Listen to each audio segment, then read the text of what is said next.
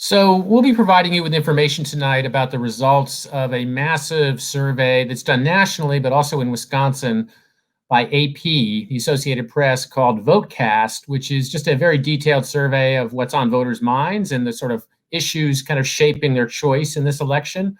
We're starting to get some data there, and not surprisingly, we're seeing that the issue most often cited as the major challenge facing this country is the pandemic, the coronavirus crisis. Almost half the voters point to that as the biggest issue facing the country. A much smaller number, about a quarter of the voters, point to the economy and jobs. And it's also, voters were asked, how deeply this has affected them and whether they think the pandemic is under control or not. About 6 in 10 Wisconsin voters said the pandemic in this country is not at all under control.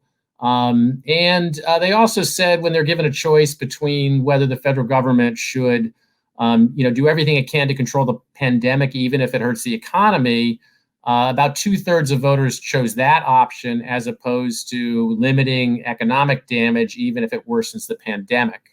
I think some of the results in this poll point to the fact that it's a challenging environment for the incumbent president. About 6 in 10 Wisconsin voters said the country is headed in the wrong direction. So these are all, not shocking, but I think they underscore kind of some things about the political climate and the political landscape in this election. We'll be providing you with further updates, including how different segments of the Wisconsin electorate are voting in this election, which ones favor Donald Trump and which ones favor Joe Biden after the polls close.